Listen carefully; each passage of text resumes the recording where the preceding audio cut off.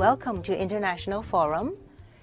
The recent outbreak of the swine flu has highlighted, once again, the need for better understanding of the important questions of pandemics, pandemic preparedness, and a host of related questions, such as the availability of vaccines and drugs for treatment of infectious diseases and how we get and pay for them. Infectious diseases neither recognize nor respect national borders, and as such, the threats they pose are truly global in nature. No country is immune. Joining us to discuss all this today is Professor Adel Mahmoud, a distinguished medical scientist and global health policy expert with a joint appointment at the Department of Molecular Biology and the Woodrow Wilson School of Public and International Affairs at Princeton. Before coming to Princeton in 2007, Professor Mahmoud was president of Merck Vaccines for over 10 years. During that time, he oversaw the vaccine program that resulted in 4 new vaccines. Vaccines for the human papilloma virus that causes cervical cancer, vaccine for shingles, for rotavirus, which causes chickenpox, and a combination vaccine for measles, mumps, and rubella. Professor Mahmoud's prior academic career spanned more than 25 years at Case Western Reserve University and the University Hospitals of Cleveland, where he held leadership positions at both. Professor Mahmoud's extensive field and policy experiences with infectious diseases in the developing world have helped shape the current global strategy for controlling infectious diseases adopted by the WHO, World Health Organization. His work has also contributed to the current policy debate on such important questions as bioterrorism, microbial resistance, impact of globalization on infectious diseases, and containment strategies for pandemic flu. We're very, very happy that Professor Mahmoud is joining us today. Welcome. Thank you. I think I'd start by asking you about the swine flu. We've had a recent outbreak or scare.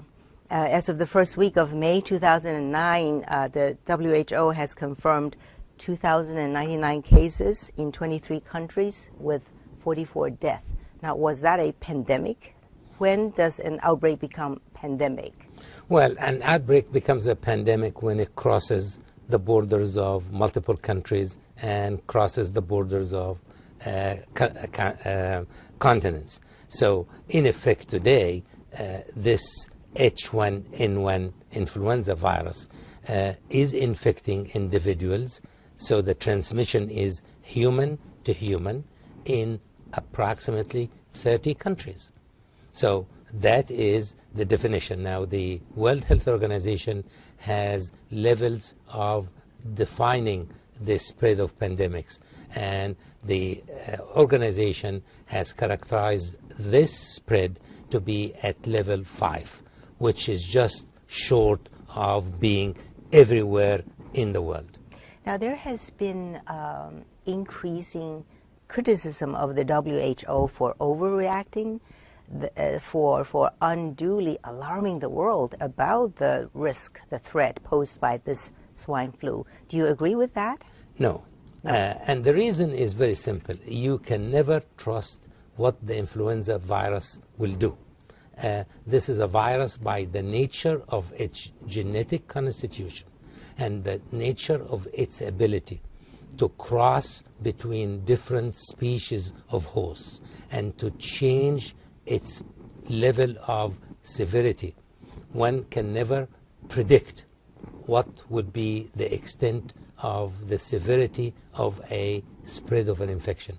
So I think the organization did the right thing, which is first to announce that there is a spread of infection from one country to several countries, to raise the level of awareness, and to spread the story all over the world. And just contrast that with our previous experiences with emerging infectious diseases, when some countries, we don't need to go there, but some countries basically didn't report what was going on for 6 or 8 months. Are you referring to the 2003 SARS pandemic? Absolutely. So consequently, I think the prudent thing was to announce and to start the preparedness to be able to face it. Now, luckily, this is not a very serious spread of infection, not very serious toll on human health today. But again, nobody can predict what will come next season. Yeah, typically, what I've read is that usually there are different waves of a virus attack. What we're having now is the first wave, which is typically relatively mild. But then in, say, later on, a few months later, in 6 months' time, as we approach fall and winter, that we could have a second wave. And the second wave is much more severe. Is that true? That is exactly what happened in 1917 and 1918. So, I mean, the similarity here is with something we know historically happened. In 1917, there was an increase in the mortality and the spread of flu, but it was not detected because it was not very obvious. And then that same virus came back in 1918 and caused the humongous global mortality that happened in 1918, 1919. So that's just one more feature whereby we cannot trust the influenza virus. We just have to be ready for it. I see. So you're saying that the second wave of attack could be in part due to the fact that the virus would have mutated. Would have acquired exactly some level of pathogenicity to humans that is higher than what started with. So are we? How are we in terms of preparedness for that possible second wave? At this point, we have at least 3 ways of dealing with a pandemic of influenza. So the first is to stockpile the medications, the antivirals that can work against this specific infection. And there are stockpiles in this country, there are stockpiles in most countries, and the World Health Organization has a stockpile which is available to help the developing part of the world in case of a spread of the pandemic. Yeah, but how large is that stockpile? Is it enough in a really serious, severe outbreak? No. It is modest. So what do we do then? Increase the productivity of these two drugs, and stockpile more of them. Okay, so are governments doing that? They are trying now. They are trying now. Yeah. Okay, but we're racing against time, so to speak. Absolutely. Yeah. Okay, so what are the other two? So the other two is, the second is to prepare a vaccine. And the unfortunate situation with influenza vaccines and the current technology that we have does not allow us to make a vaccine very quickly. So a new virus comes, like this H1N1. You have a phase of approximately 6 to 8 weeks to prepare what is known as the seed stock, which is a quantity of the virus that is absolutely characterized that you can give to the producers of the vaccine to start the production cycle. The unfortunate thing is that production cycle necessitates making the vaccine in eggs, and that by definition takes another 4 to 6 months. I mean, an egg takes 4 to 6? No, it's the growing of the virus inside the egg, and to get enough of it. I see. So in effect, the technology that we're using today has some limitations. And I'm happy to say that there are now very clear-cut pressure and attempts to come up with new technologies that will allow us to make vaccines against an emerging influenza virus much faster than that. Whether it will be helpful in this case of this current threat or not, I can't tell at this point. But at least there are some attempts to use science and technology that will allow you to make much quicker a new vaccine. I see. I see. Yeah, tell us a little bit about vaccine and vaccine development. How are they discovered? How are they invented? Is it pure chance, like throwing a dart, or is it, you know, it takes concerted efforts and a lot of money? Well, it's probably both. Probably both. So most of the vaccines that we have today, that we use in our practice of medicine, are made of the whole organism. The whole organism. So the whole measles virus, the whole influenza virus. And all what we did is to attenuate the organism, to make it less pathogenic, or to kill it. And then exposing individuals to these attenuated, weakened viruses or weakened bacteria or the killed viruses basically primes our immune response. So on secondary exposure to the same pathogen, we are protected. So this is basically the technology that was discovered by Jenner and his predecessors almost 200 years ago. I see. How much or how many of the terrible diseases we have are amenable to intervention by vaccines? Today we have approximately 30 infectious diseases that are covered by vaccines out of hundreds. I see. I see. So yeah, people very often ask, why don't we have a vaccine for HIV, AIDS, malaria, tuberculosis? Absolutely. Very relevant question. Yeah. And the answer is, when we do not have enough scientific knowledge of what are the most susceptible components of that virus, HIV, or that bacterium, TB, or that parasite, malaria, to mount an immune response to protect us. So it is basically the shortage in our scientific understanding of the basic biology of these organisms. After all these years of intensive research, we are just scratching the surface of that understanding. Consequently, our attempts over the last, for HIV, for example, the attempts for the past 27 years have not resulted in any possible successful vaccine. Well, so is how much does not, perhaps not having had sufficient money for research and development have to do with this? Because those things are subject to sort of political factors. Depending on what government you happen to be in, that they may fund more or less scientific research. I mean, you will have to divide those three infections particularly, because there has been a lot of investment on HIV vaccine, both from the governments, particularly the government of the United States, governments in Europe, the pharmaceutical industry, and philanthropy. All three did invest very heavily for the discovery of an HIV vaccine. Have we made good progress? No, because the barrier is our scientific capabilities and our ability to dissect the basic, detailed biology of the virus.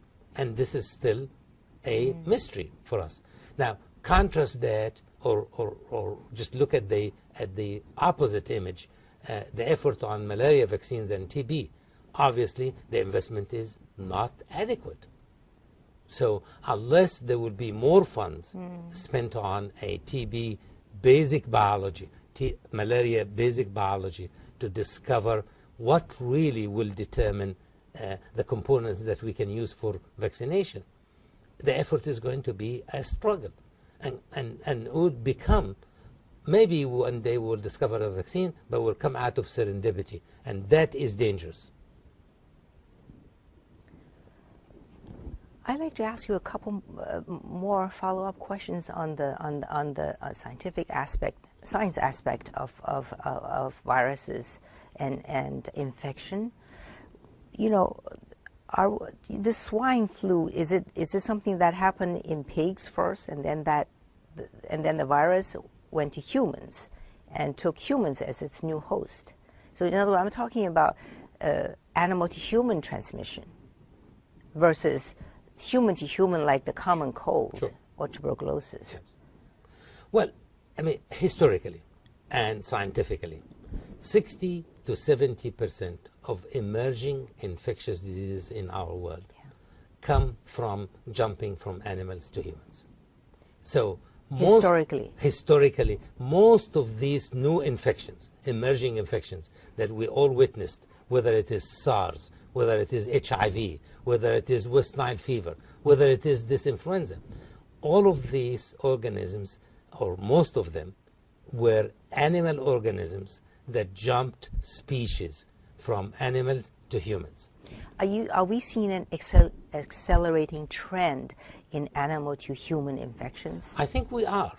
Why is that? For multiple reasons. One reason is we now deal with animals and we live closer to animals a lot more than we did in the past. We did? We do. We do? We do. So, for example, all the effort to get into the forest, use some of the forest animals in countries in sub-Saharan Africa, or the multiple... You mean for food, for its fur? For fur, for domestication, for whatever purpose. I mean, we are interacting with animals a lot more. I see. And, I mean, there is no question that HIV jumped from chimpanzee to humans.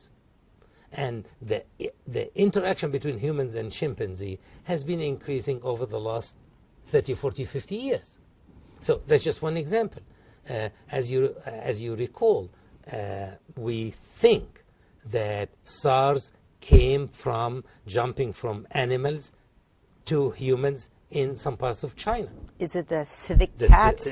Well, it may be, or even some other animals that infected the civet cat, and then it came to us.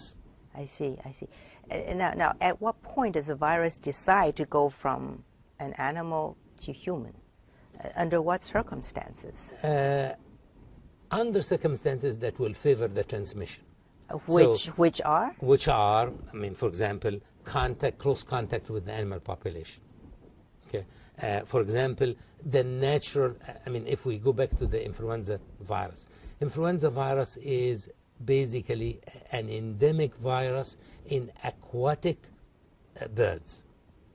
And as aquatic birds get in contact with domestic birds, and then domestic birds get in contact with domestic animals, it's a cycle that leads to the transmission. I mean, and the most dangerous is when it gets transmitted from any of the above species to humans, and then acquires the ability to be transmitted from human to human. That's where we'll really get into very, very difficult situation facing these infections. Now, what are some of the major infectious diseases in the world today? Well, I mean, the bulk, the burden of illness from infectious diseases in the world can be calculated by the mortality data, for example. In spite of the fact that mortality data is not robust to express the real burden of disease, but it's an indication. 25% of the total global mortality is because of infectious diseases today. And that's roughly how many millions? That's roughly 15 millions out of the 57 millions that die every year. 15 or 16 out of the 30-something, 40 millions that die every year. I see. And which are the biggest contributors? The biggest contributors without the diagnosis will be diarrheal disease and pneumonias in children. Oh, diarrheal. Diarrheal disease and pneumonias in children. Between the two of them, they are responsible for approximately 5 million infant and children deaths globally. Then you have the three big ones, the malaria, TB, and HIV. And again, between the three of them, there is another 4 to 5 million deaths yearly, everywhere. And then you add few of the others on top.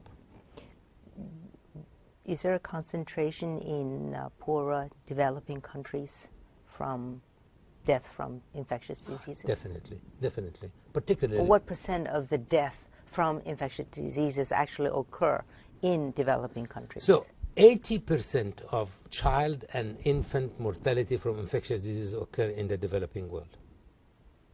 That's just one figure which really smacks right in front of our eyes. Okay.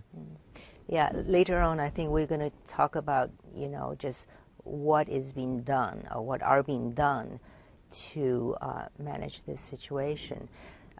But first I think I'd like to ask you about globalization, or the impact of globalization in the transmission of infectious diseases. As I mentioned earlier, that infectious diseases knows and respects no national boundaries. Absolutely. And everybody's traveling so much these days. Absolutely. And I think infectious diseases and their spread is the most obvious expression of the phenomenon of globalization, because they, as you said, they respect no borders, they respect no continents. Yeah. And here is the H1 influenza, H1N1, started in Mexico, probably, and spread to 30 countries in every continent in the world. HIV started probably in Central Africa, or some parts of Central Africa, and spread to every corner of the world. SARS started in some parts of Southeast China and spread to Toronto, spread to Vietnam, spread to Hong Kong. I mean. Okay. So sure. While there's nothing we can do about the spread of infectious diseases, that there are ways to respond to that threat. Yeah. So I guess, in developed countries like the United States, we're in a much better position to deal with infectious diseases. Yes or no? Hopefully. Okay. We are. Explain. We are. Okay. I mean, one of the difficulties relate to today that the spread of infectious disease, as you said, May, is a global phenomenon. Yes. And when a new syndrome happens that our healthcare professionals are not acquainted with, okay, it can present in our country, and it will take some time to detect. So in some ways, the first step, whether it is in this country or anywhere else in the world, the first step is detection. And detection will mean raising the kind of capabilities that the healthcare professions understand and appreciate, that not everything you're going to see is what you studied in medical school. There is going to be few new things. So you're saying that we're not there yet? We're not there yet. We're not there yet globally. Okay. Yeah. Okay. But are we better off than the poorer countries? Absolutely. I mean, what happened recently is the World Health Organization, with the agreement of all the countries of the world, developed this new regulations called the International Health Regulations, which were approved in 2005 and were brought into effect in 2007. And what that regulations dictate is any country has to develop the capability of detection and reporting to the WHO what they see new.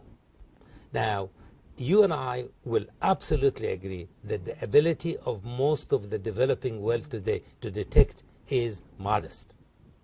Okay, so that's something that has to be taken into consideration. But the fact that the organization and every country agreed that you can report what's going on in another country if you feel that this is a new syndrome coming up, gives the international community a little bit of better control on detection. Okay. Now, the next step is response. And response, talk about that. Talk about response as challenges for poorer countries, response to infectious diseases. So there's detection, problem of detection, reporting, and then there's also access to needed drugs and vaccines. And that's the challenge. As we were talking about the stockpile of the antivirals against flu. Yeah. And if I tell you that the stockpile at the WHO is 50 million doses, your response was, and what would that do in the case of a pandemic? You're absolutely right.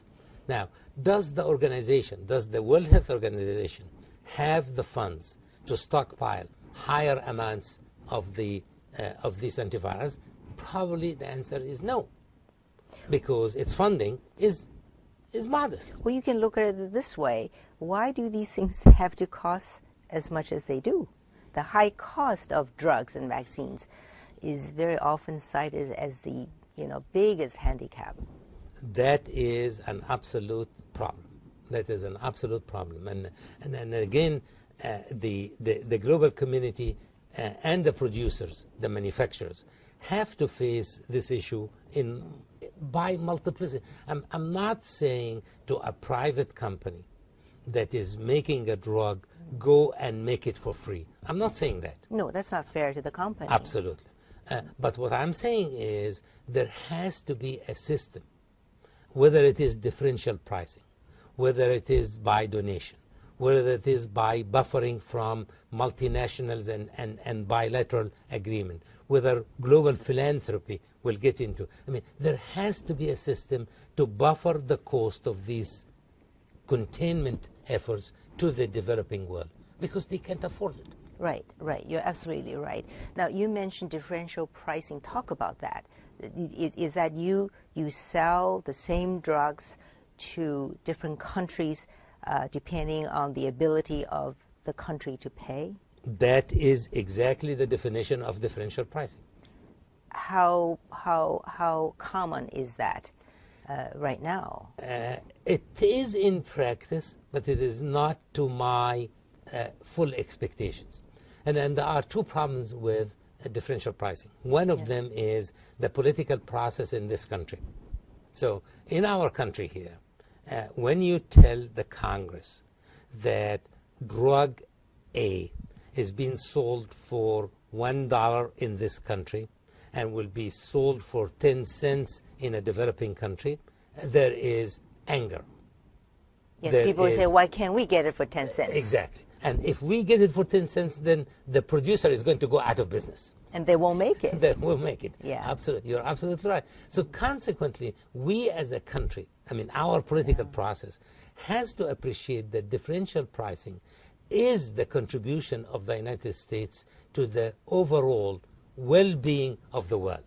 And it is not at anybody's expense. It is providing the necessary treatments at the level of what these people can afford to pay. And if they can't afford to pay the higher prices, then there is no point in saying how can they take care of their illnesses. Those illnesses are going to foster and spread and come to our shores. So our investment in what happens overseas is equal to should be equal to our interest in what goes on in our own country. And HIV didn't start in this country. We spend billions of dollars today to take care of that infection in our own country.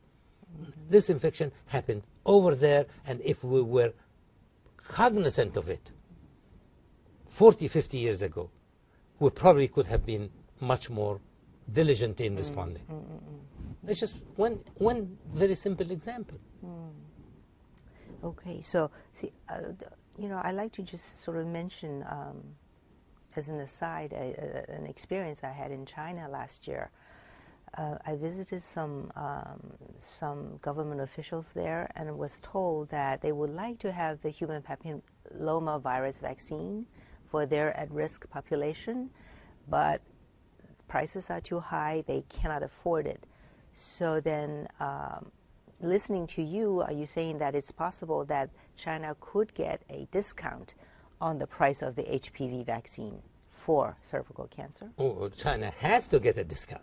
I mean, if the producers of the HPV vaccine are interested in seeing that the impact of that vaccine, and remember, we're talking about a vaccine against cervical cancer.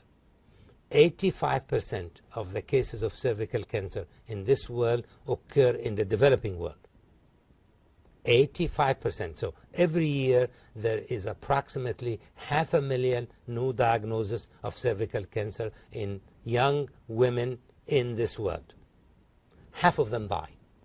half of them die every year. So if we are serious about reducing the burden of illness, all of us have to get together to see that that vaccine will be provided in an affordable price to the people who need it most. And I'm not saying again that the burden has to fall on the producers alone. It has to be the producers, the high-income countries, global philanthropy. Which you mean aid, foreign aid. Foreign aid and so on. The totality of this effort has to be a global effort. And if that happens, we'll get the vaccine. Yeah, because humanitarian considerations aside, there is the question that we're all in this together indeed. Absolutely. Because of the nature of these diseases. Exactly. Infectious diseases means that, you know, you and I can get it. Absolutely. Yeah. Absolutely. Yeah. Tell me about, one also hears very often about compulsory licensing. What is that? And does that help with the situation, help developing countries gain access to drugs they need? Well, I mean, the compulsory licensing is a phrase that has come to our discussion out of the Doha and the WTO agreement. And the idea is, if a country faces a public health emergency, it can enforce compulsory license on a patented drug so as it can be produced locally to satisfy the needs of their own people. So that's the theory. Now, it might be a reasonable theory until you start examining. Let's just say that country X, which is a poor, underdeveloped country that is just making it, has an emergency, and it will apply compulsory license. Most of these countries do not have the ability to manufacture these compounds at their countries. So in theory, it's an interesting concept. In practice, it might not be really that viable. And I would But there are companies in India, in Brazil, that make vaccines and drugs. Yeah, but compulsory licensing does not allow you to make it in one country and import it to another. I see. So compulsory license will apply to your own country. If you need it for a medical emergency, you go and make it. So that is why that system isn't really as robust as it was originally conceived. Now, there are two countries that practiced it under certain circumstances, Brazil and Thailand, as they were introducing the first generation antiretrovirals. And they used HIV/AIDS. For HIV. So, and they used the threat of compulsory license and the negotiation with the drug companies, and in the final analysis, they managed to get the prices to where they can afford it. Yeah, yeah. So I wish we, unfortunately, we don't have time enough to really go into this, but just from the way you talk, I think that we seem to be a long, long way away from having,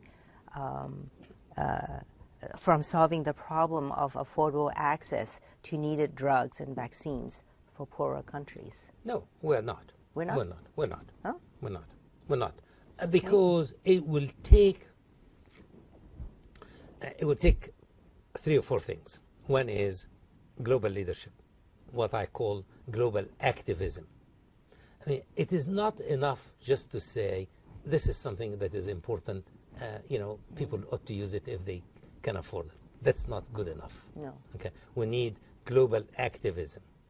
We need also political will in these countries, in the developing countries, because they are still very divided between their security concerns, their priority concerns, their whatever. So these countries don't come up with very clear cut message about what is needed. Public health often is not the top priority. Absolutely, absolutely. Third, the manufacturers in the developed world have to start playing a much more visible role, whether it is through differential pricing, whether it is through sub-licensing to manufacturers in less costly countries like India or China or Korea and so on. And the global aid, the global aid effort from the developed world has to start shaping up into some system of prioritization, not fractionation, not what is new today. It has to be, I mean, development is going to take us, I mean, to catch up. The developing world, to catch up with us, will need between 50 and 100 years. And it's not going to happen because of tomorrow. It will happen on a protracted basis, and it needs a plan that will last that long. I'm afraid we have to go, but just very quickly, in terms of a grade for this global coordinated effort, what kind of grade would you give it? For the influenza? Or no, for the totality? Totality. 5 out of 10? Ah, halfway there. Halfway. So the glass is half empty and half full. I'm afraid we have to go. Thank you very much, Dr. Adil Mahmood, for being our special guest today. And thank you for watching. I'm Mei Chang for International Forum. See you next time.